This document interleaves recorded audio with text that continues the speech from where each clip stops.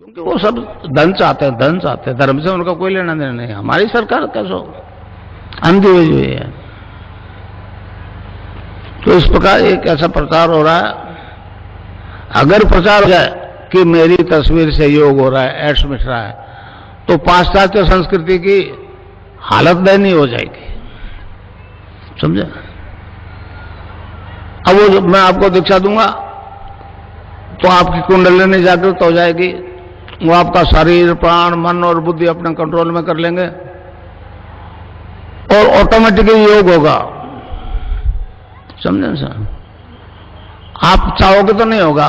जिस अंग में कुछ गड़बड़ है उसको टोन अप करेगी कुंडलिनी, स्टिमुलेट करेगी, और जब तक वो ठीक नहीं हो जाए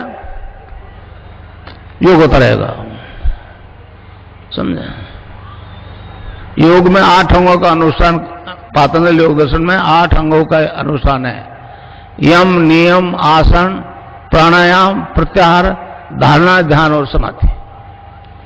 तो उस दीक्षा से, राधा और कृष्ण के मंत्र की दीक्षा से 5 काम तो ऑटोमेटिकली हो जाएगा। धारणा, ध्यान और समाधि उसमें टाइम लगेगा। ये चेतन समाधि है, चेतन समाधि। जब तक आप सहस्रार में नहीं पहुंचोगे, जब तक आपको बाहर की आवाजें सुनाई देगी। इस प्रकार योग जो होगा, योग में मतलब 8 प्रकार की वायु आई है, प्राण, अपान, समान, उदान और व्यान। प्राणवायु जैसे स्वामी रामदेव एक्सरसाइज करवाता है, कपाल भाती, पता नहीं क्या क्या करवाता है,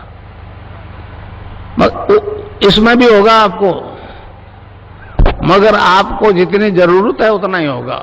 वो जो करवा रहा है वो मतलब हर रोग में एक ही बात करवा रहा है। प्राणायाम होगा आपको और सैकड़ों प्रकार का होगा, मगर ऑटोमेटिकली होगा।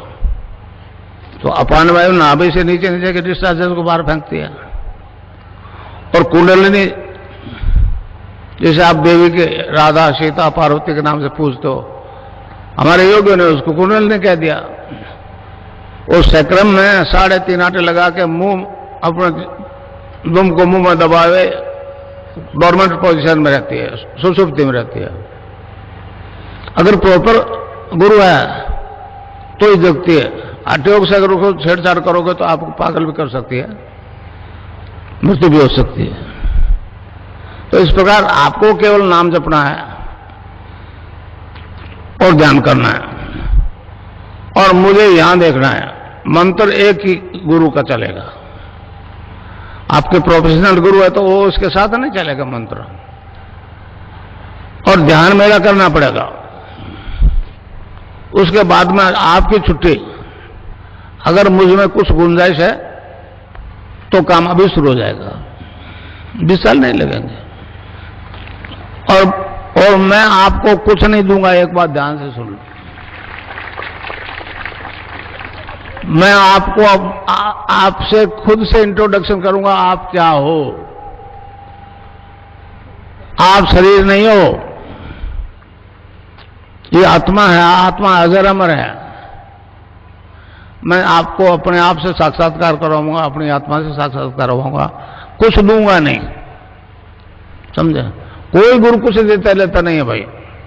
कहे तो ठीक है, मैं तो कोई बात नहीं। मैं तो कहता हूं जो मुझ में है परिवर्तन, वो आप सब में आ सकता है। सब्जेक्ट टू आप सरेंडर करो, गुरु के प्रति सद्भाव से नमस्कार करो।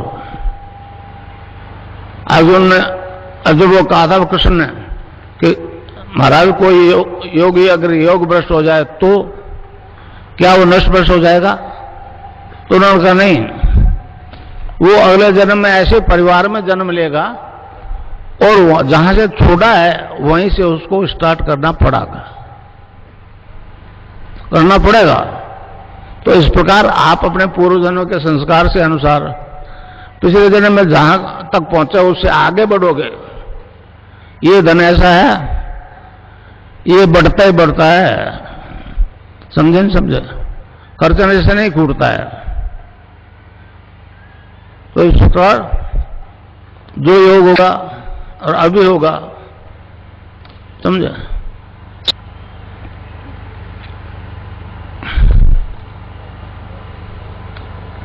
मैं ध्यान करवाऊं आपको, यहां मुझे देखना और नाम जपना जो मैं बताऊं। एक छोटा सा सेंटेंस है, महर्षि अरविंद ने कहा है कि इस देश का उद्धार 2 मंत्र करेंगे।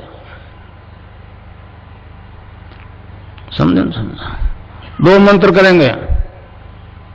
पहला वंदे मातरम, आज हमको वंदे मातरम नहीं बोलने दिया जा रहा।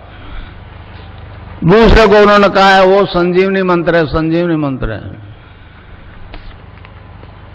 समझे नहीं समझे? पश्चिम में तो संजीवनी वाली बड़ी दिक्कत है। आप तो समझते हो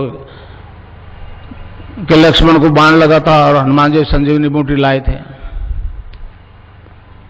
वो उसमें आ गया। मर जाता तो उसमें नहीं आता। इस तरह से आप लोग जितने बैठे हो उसका नाम जप करोगे तो अभी से जपा शुरू हो जाएगा। रैदास जी के गुरु ने कहा बेटा ये नाम जपो, तो उन्होंने जपना शुरू कर दिया। अब वो बंद नहीं हुए तो रैदास जी ने कहा अब कैसे छूटे, नाम रट लागे। अब कैसे छूटे, नाम रट लागे।